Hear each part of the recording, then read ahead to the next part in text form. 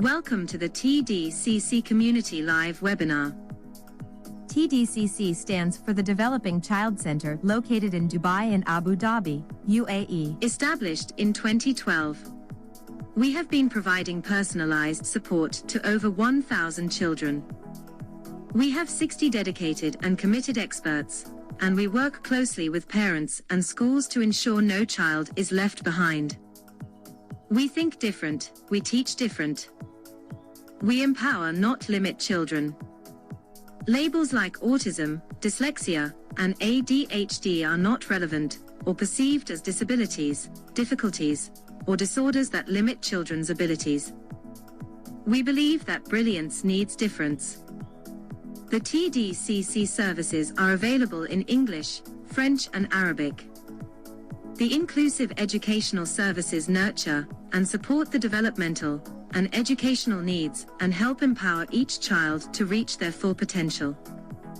Occupational therapy assists children in performing and achieving important learning and developmental skills they need in life.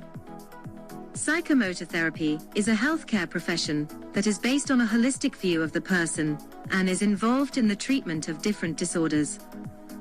Speech and language therapy assists children who have disorders of speech, language, communication, and swallowing.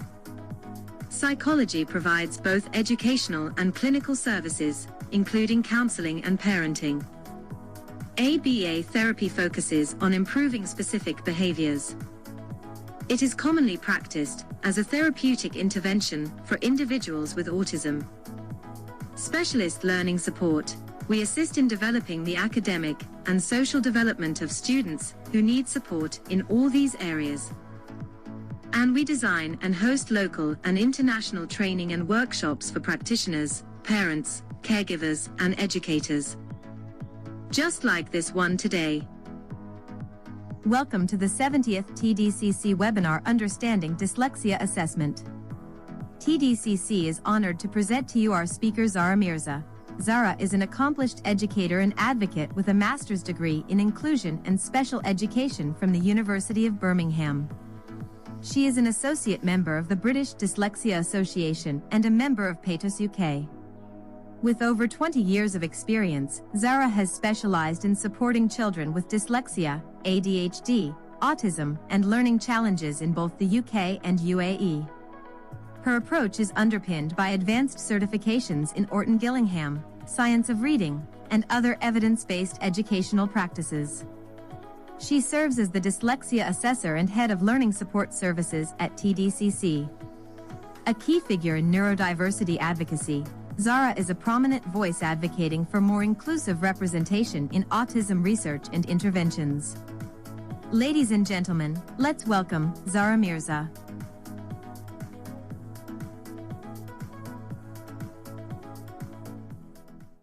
And good afternoon. Thank you very, very, very much for being here right now, for registering for this webinar, and for the fantastic, wonderful, very thoughtful questions that have been shared by the registrants before the event. And also a very big thank you to TDCC for providing us with this fantastic community platform so that we are not exactly working in a little silo. We can really, really reach out to the wider community and discuss topics like this one today. Who needs a dyslexia assessment? Why should we do a dyslexia assessment? What's the right time? And what does an actual dyslexia assessment look like? So in a nutshell, this is what we are going to be talking about today. So let's get ourselves started.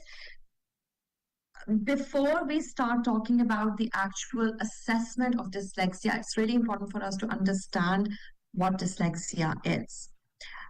And in order to understand dyslexia, we have to understand what reading is. So bizarre as it may sound, reading is actually a very unnatural process. So reading is not something that happens naturally. It doesn't, just because your child is surrounded by books, just because you are reading books to your child, that does not necessarily translate to them being able to read. The best analogy that I can give that is if you throw a young child or even an adult into the deep end of a swimming pool or into the ocean and they've never learned how to swim, they are going to sink, they are going to drown. Reading is exactly the same thing. It has to be taught through explicit instruction and teaching. Now, and again, this is one of those excellent questions that have come through. What's the difference between someone just not being able to read, reading failure, and dyslexia? And this is a very, very, very important thing that we need to address. Now, a child not being able to read can come from any different number of reasons. Maybe the child has never ever been taught in the correct manner.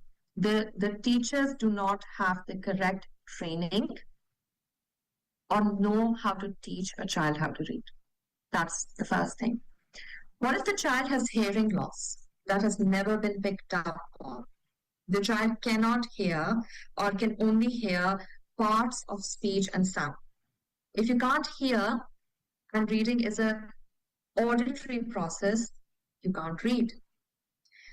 In the US right now, there's a lot of data coming through showing us extraordinarily high numbers of reading failure across 7 to 10-year-old children.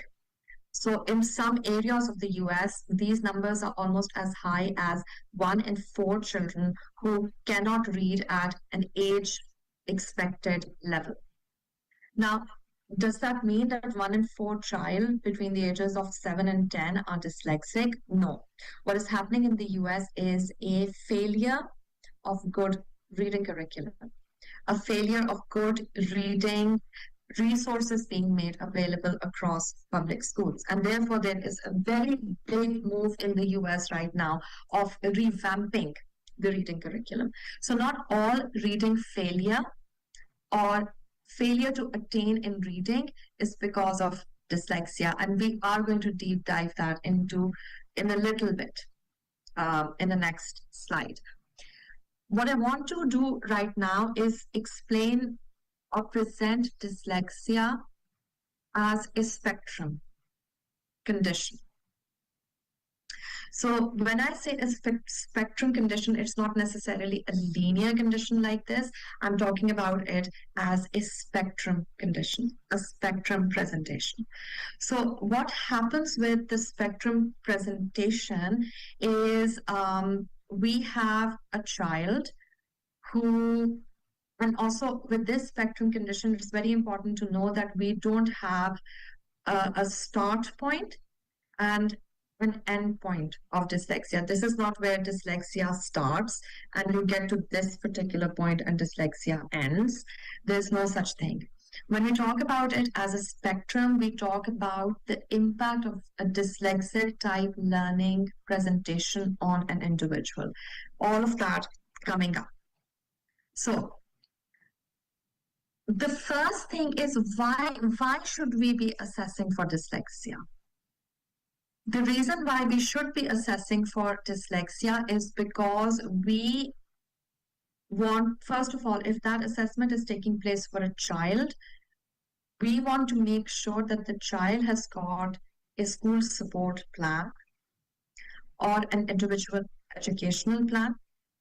And by the laws of this country, I cannot comment. I know that we have an international audience over here, but by the laws of this country and most of the Western countries, having a school support plan, and those school support plans are very bespoke, that is a legal right. A school is supposed to, they're legally obligated to provide you with those services once your child has been diagnosed with dyslexia. Now, when I say that the school is legally obligated to provide you with those services, the school equally may not have the resources to provide those services. So when we go through with an assessment, and if we find out that a child is dyslexic, we create lots and lots of bespoke recommendations for them. And then we take those recommendations to the family and to the school. What happens after that is pretty much a process of negotiation. Schools say, all right, these are the resources that we have, and these are the supports that we can provide. But all of these supports that you're asking for are beyond our current resource allocation. And therefore, then the parents might be asked to source those things privately on their own. It's not necessarily just for school. Dyslexia support and dyslexia assessment go across the lifespan, because it's not like you finish year 13, you leave school, and suddenly you have stopped being dyslexic. You will remain dyslexic while you're in university. Okay? You will remain dyslexic while you are a working adult. So dyslexia assessments are also carried out for support, the correct support in tertiary education, which is university.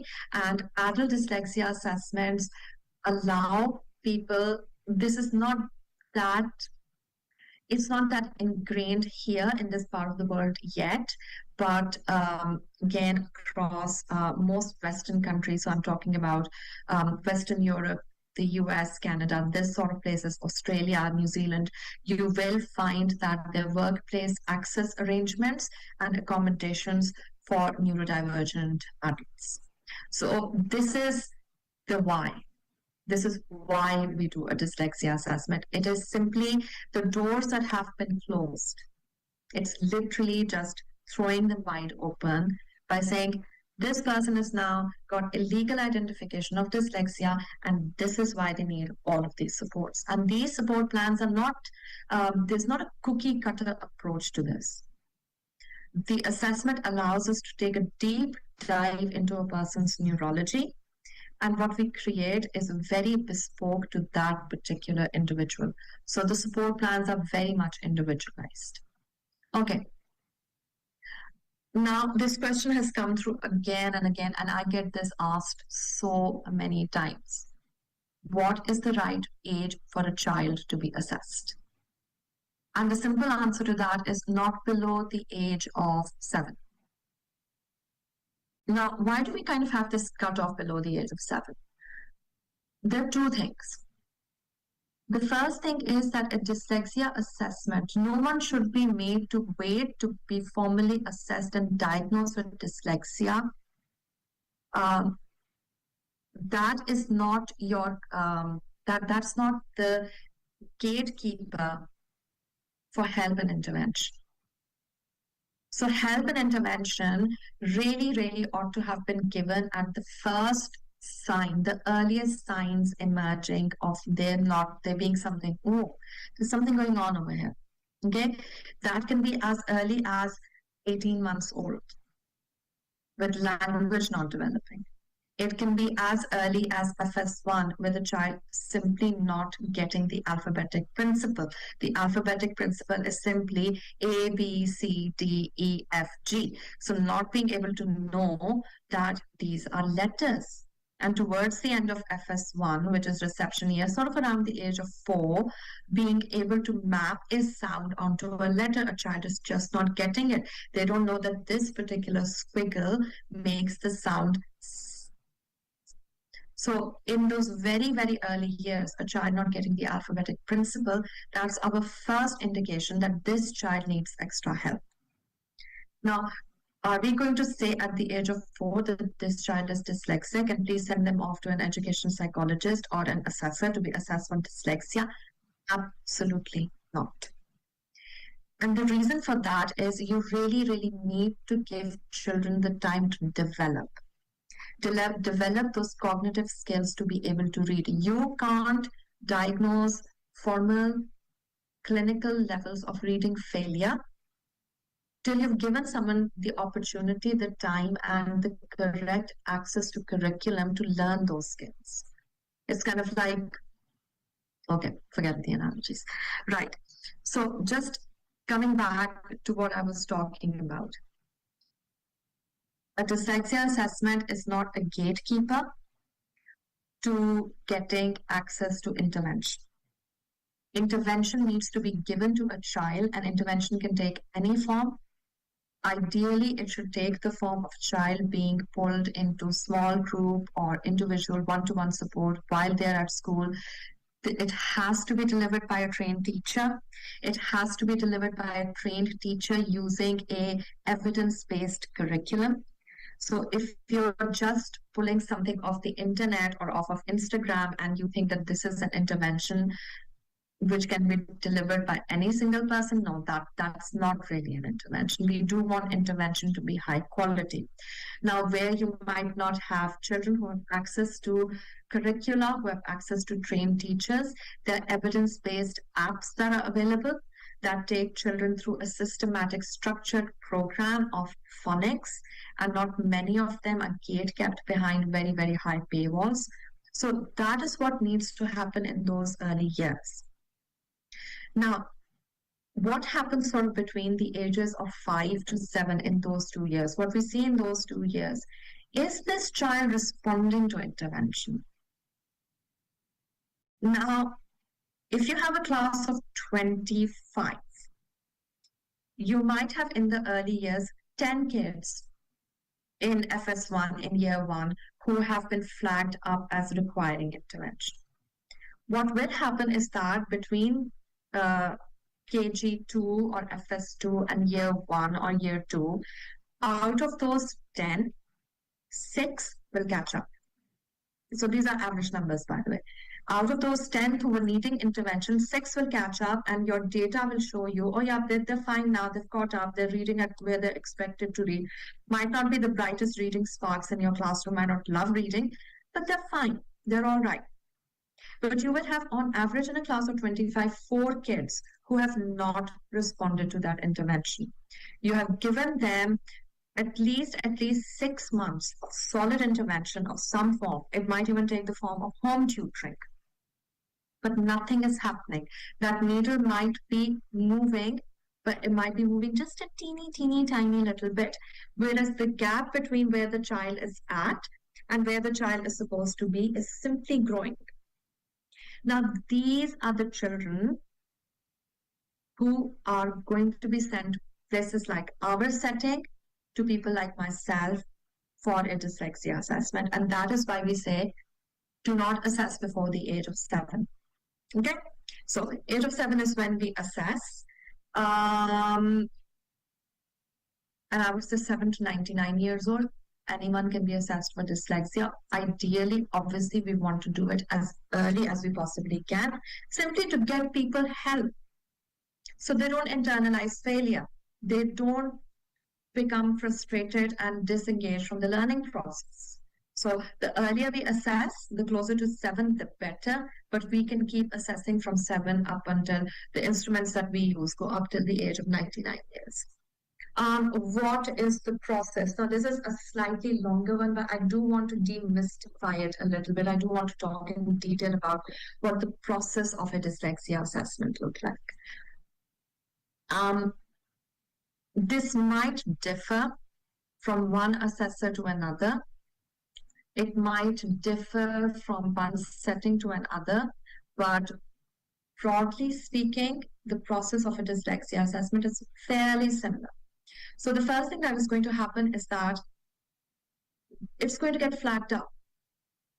If you're in the British curriculum, you're year 2. If you're grade 1 in the US curriculum, other curricula, sort of around the age of 7, everything else is going absolutely fine. Your kid is socially aware, they are emotionally intelligent, they might even be, not always, but they might even be very good at math.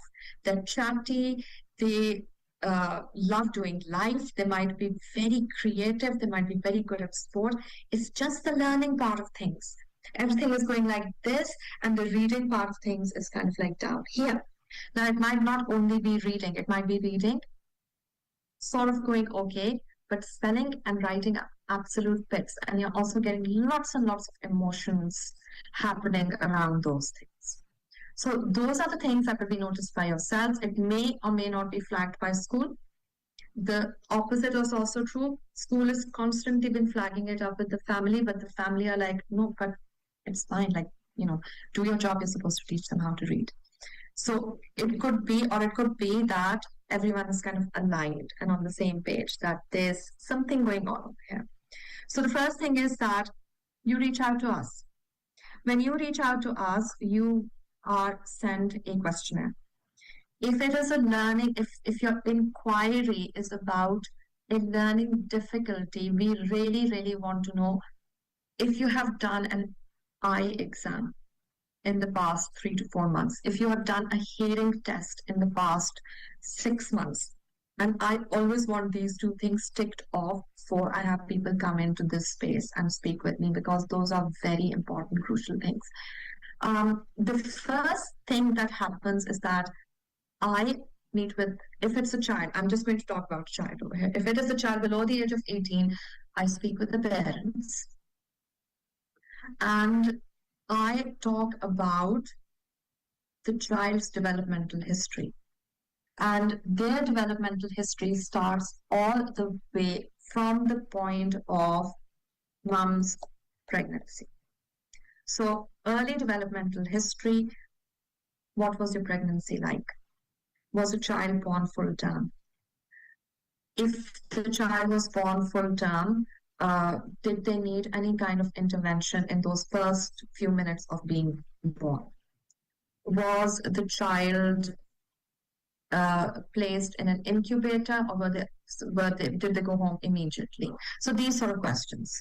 Then we start talking about those very, very early years of a child's development. We need history on what was their latch like when they were feeding, because a lot of children have tongue ties, and tongue ties have a huge correlation with dyslexia and reading difficulties later on. A child crawling. So children who have missed crawling have kind of skipped over a very crucial developmental phase. All of this is the information that I get from the parents in that first meeting, which is about 40-45 minutes.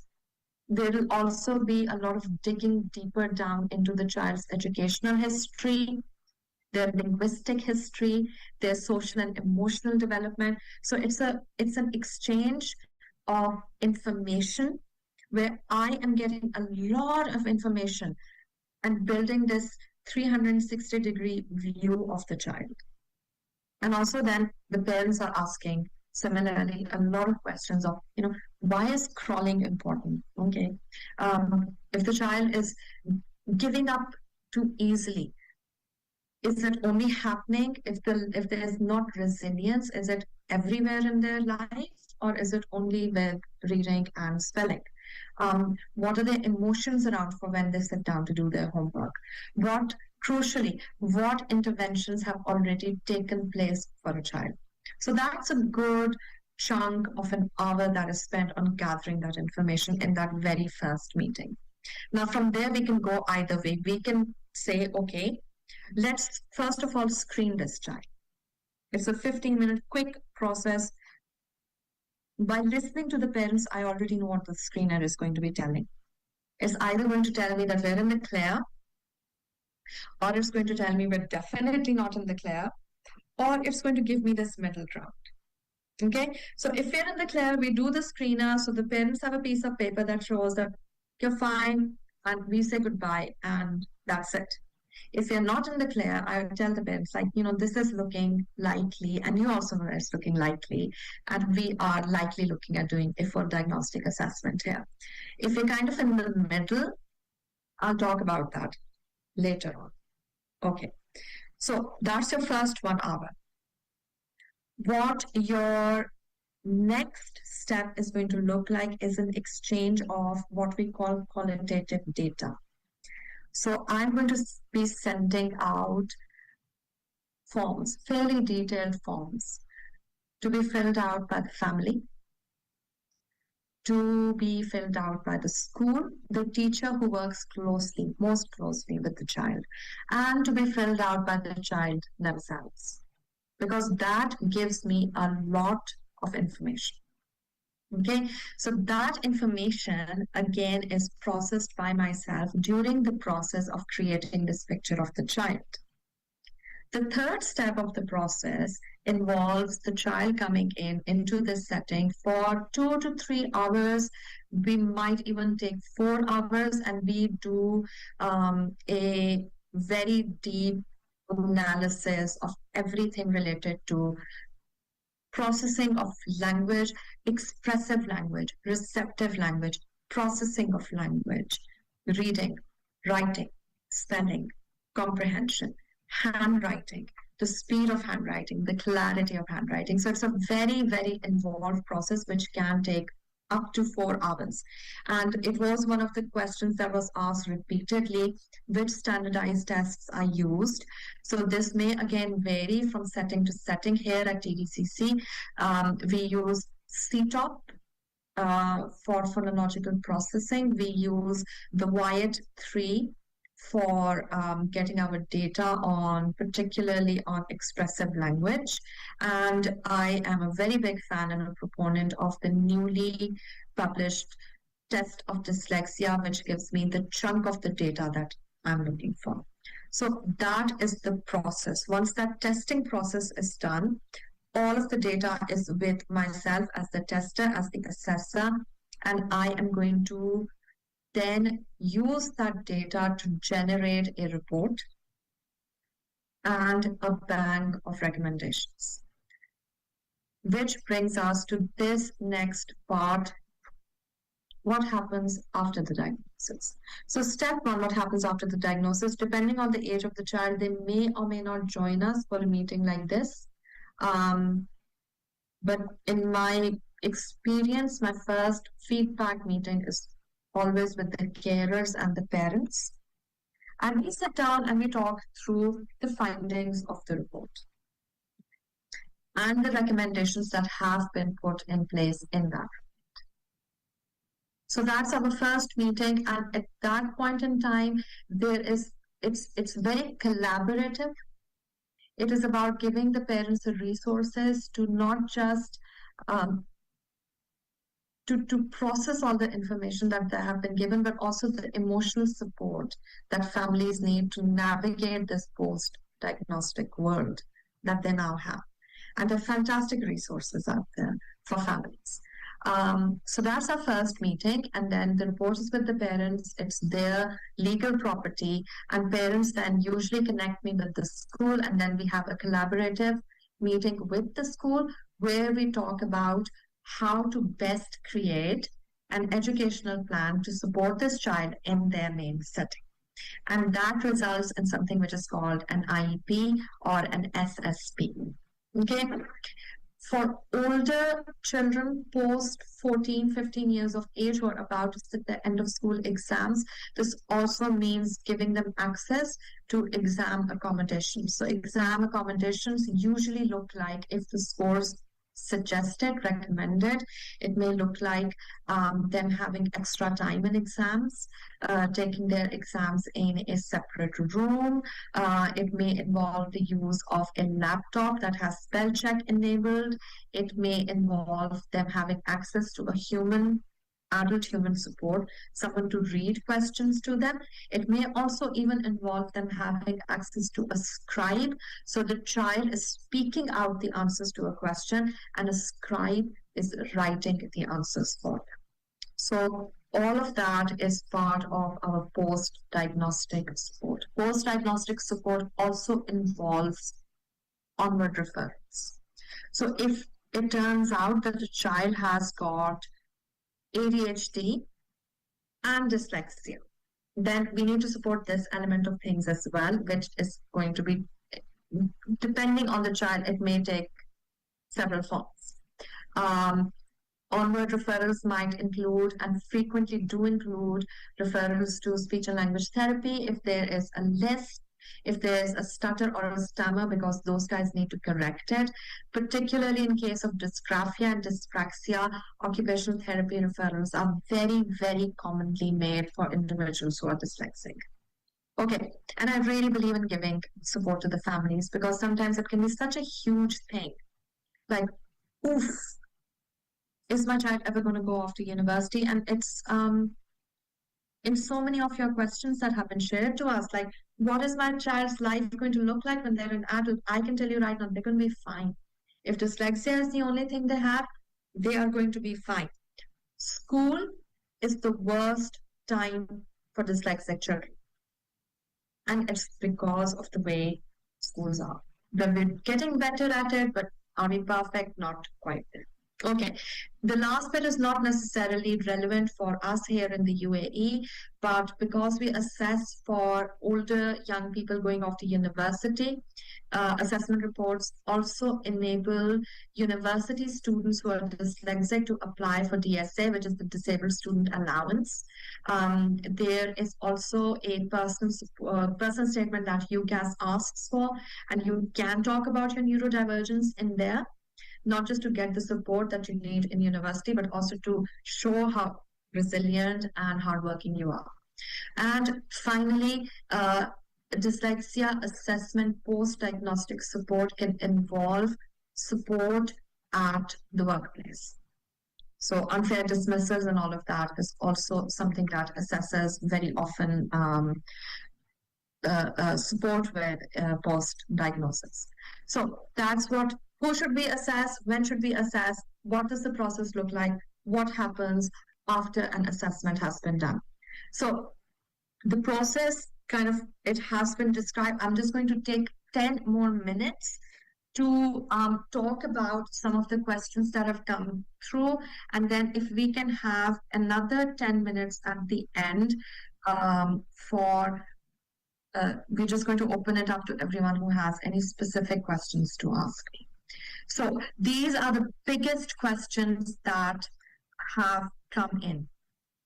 And I've kind of pulled them together in these headings. Now, the one that has come through the most often is people asking about dyslexia in a second language, dyslexia in Arabic. Particularly, there has been a lot of questions about how are we going to, are there tools to assess for dyslexia in Arabic? So let me talk about that one first of all. So tools to assess dyslexia in Arabic are currently being developed. Do we have currently a standardized dyslexia assessment tool? No, we don't. Part of it has to do with the fact that Arabic within the countries, within the GCC, the dialect and the language itself, it's very, very different. So I'm just going to share very quickly with you. Here's this thing.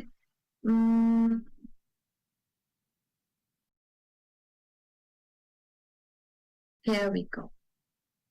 So if we go to this gentleman, his name is Dr. Gad Al-Bahari, and he's based in Egypt, and he is one of the leading authorities on assessing and looking and developing tools for dyslexia support in Arabic. And I don't understand Arabic, so you can go to his website. It's called the Lighthouse Center in Egypt. And here you are going to get an Arabic online screener. Okay, he is also creating a dyslexia reading assessment in Arabic. It has not yet been published, but hopefully it will happen soon. And he's also got fantastic resources in Arabic for those who want to explore it. Okay, so that's this gentleman here, Dr. Gad Al-Bahari. He is the foremost authority on dyslexia in Arabic. Now, coming back to another question that was asked, that again by several people, that can you be dyslexic in one language and not dyslexic in another? So very simply, the answer is that dyslexia is happening at the level of your neurology. All right, so it's not something which is happening at any other level. It's not happening at the level of your vision. It's your neurology. You are dyslexic at a neurological level. Now, how does that dyslexia impact on your learning in different languages? Actually depends on the language. So what that means is, let me see if I can, okay, not happening right now. So English is a very opaque language. So we have 26 letters, and those 26 letters make 44 sounds. The bigger the disconnect between the number of phonemes, which is the letter, the number of graphemes, which is the letters, and the number of phonemes, which is the sound. The bigger that discrepancy, the more opaque the language is. So the impact of learning to read, write, and spell in English is a lot more in English. Okay. We also have languages like Arabic. Now, in Arabic, we happen to have greater correspondence and linkages between the letters and the sounds. So Arabic compared to English is a more transparent language. So the dyslexia is not going to be that big of a barrier in learning to read, write, and spell in Arabic. All right. So it's not necessarily that you're not dyslexic in another language. It's simply your dyslexia poses a lower barrier to fluent and accurate reading, writing, and spelling in a transparent language as compared to an opaque language. All right. So where were my questions? Here are my questions. Just going to go back. Co-occurring conditions. So this came through quite often, that does dyslexia happen on its own? Do dyslexic children need to see an occupational therapist? What does that look like, etc.? So what I'm going to do now is I am going to share the newest definition that we have for dyslexia, and if anyone is interested, you can look it up yourself. It's called the Delphi definition of dyslexia. I'm just going to have a sip of water. So this is the definition that we now map to when we're diagnosing dyslexia. And I just want you to take a look at this. In all of the years that I've been working in this field, I've never seen dyslexia happen on its own. Dyslexia is always, it's kind of like, if this is dyslexia, there's always linkages to other things. So some of the most common ones are, personally in my experience, it's dyspraxia and it's ADHD. So it's never ever one thing that needs to be supported. It's a constellation of things that needs to be supported. And this is why diagnostic assessments are so important. They're so crucial, because when you are doing that really deep dive into a person's neurology, you'll find out that, it's not just the fact that they can't read and write and spell. That is something that you can see, apparent, it's there. But what's causing them not to read, write, and spell? Is it developmental DLT, the developmental language disorder? It is that their ADHD is so elevated that they cannot hold attention for more than 3 minutes at a time. Is the inability to produce good writing coming from the fact that they are not just dyslexic, they're also dyspraxic, they cannot organize their ideas. So yes, dyslexia definitely co-occurs with a number of other conditions. We now recognize that it's part of the assessment process, and that is why the support plans that are produced always have onward referrals to deep dive into other aspects of a person's neurology, and support plans always have support for the other things that the other barriers that the child may be experiencing. So back to your Q&As, who can assess the checklists and the tools? Who can assess? I will only comment on who can assess here because it varies from place to place. In the UAE, to be an assessor, to have a diagnostic assessment done, it can only be done by educational psychologists or assessors like myself who are licensed by the Community Development Authority, the CDA. In the UK, it is slightly different. It just varies from place to place. But in the UAE, you need a CDA license to be an assessor. Checklist, I'm not a fan of checklists at all. There's no checklist that can assess a specific learning difficulty like dyslexia. The tools I have already spoken about: Veshla, Woodcock-Johnson, CTOP, Test of Dyslexia, Kaufman. These would be the 5 major ones, and you need to, and also for the writing, you need DASH. So these would be the big 6. And I tend to use Test of Dyslexia, Dash, Veshla, CTOP. So these are my four, and I pull subtests from each of them depending on how the child is presenting and how the assessment is processing to give me the most complete picture that I can build. A lot of people have asked about the early indicators of dyslexia. And I think, again, that is something I have covered when I was talking about it. If a child, I can talk about risk factors. So the biggest risk factor, dyslexia is highly genetic. If you have, if you have a child who, if your family has neurodivergence in there, there's a parent who was dyslexic, a grandparent who was suspected to be dyslexic because we didn't have that much testing back then. If any of those things are happening, then 100% you are at risk for dyslexia. And the other risk factors involve any kind of difficulty with acquiring fluent and accurate speech at the correct age.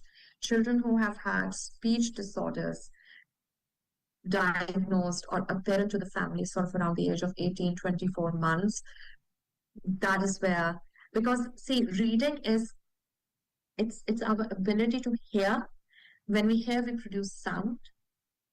So yes, we read using our eyes, but our ability to hear and produce sound is what creates our ability to be able to read. And that was my 10-minute timer.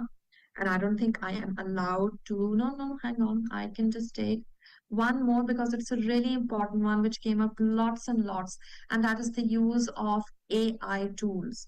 And I am a really, really big fan of AI tools. Okay, so what might AI tools look like? I can't show it here.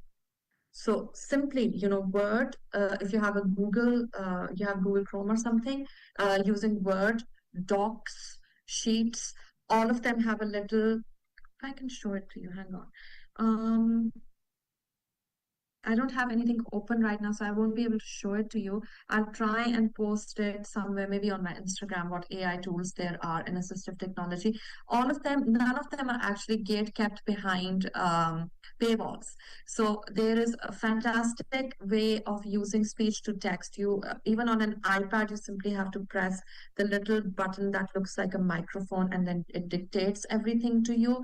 On a Word document, a simple Word document, you can highlight the text and then it can read it out to you. Your child, a textbook can be given to you as an ebook, and you can have, if that is in your laptop, you can have AI tool Gemini just read it out to you.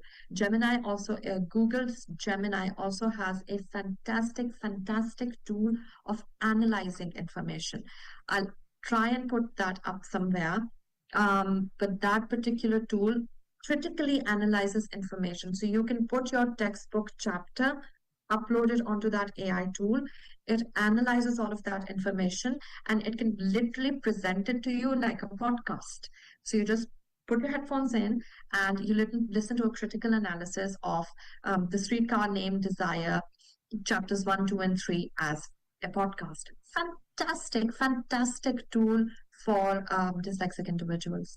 And honestly, the rate at which artificial intelligence, AI, is developing, at which assistive tech is developing, it's hard to keep up. And I often find that children who I'm assessing have found the tools that work best for them before we even step in.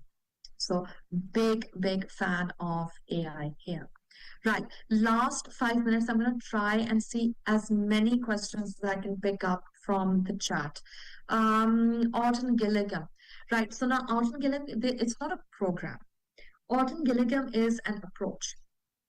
Just the way we can say that synthetic phonics is an approach.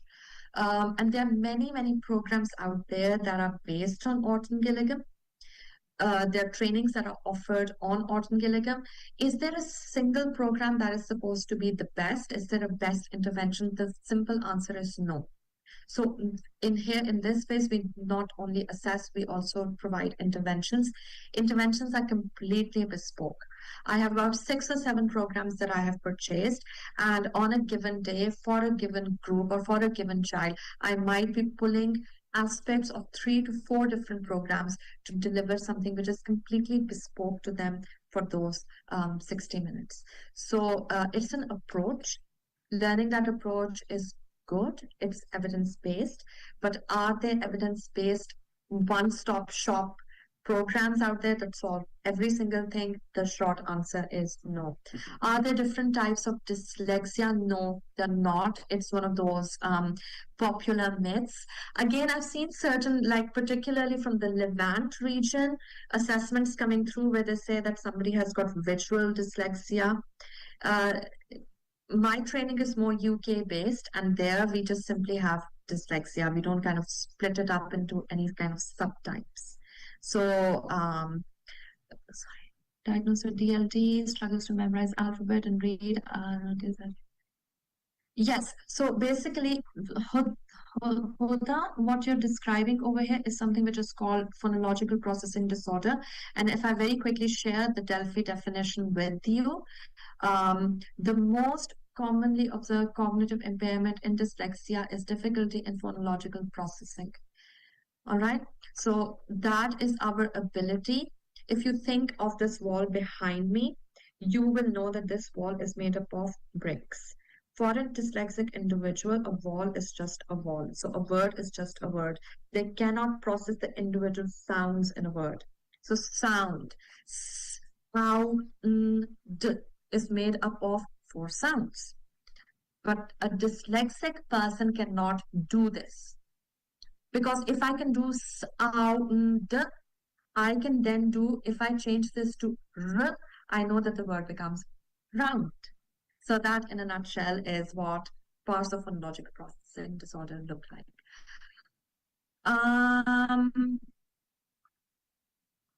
Is there anything else? All right. So I have had a lot of questions here, and when you guys were signing up for the webinar about intervention and what should intervention look like, what should, you're most welcome for that. What should intervention look like? What should I do for a child of a specific age, etc.?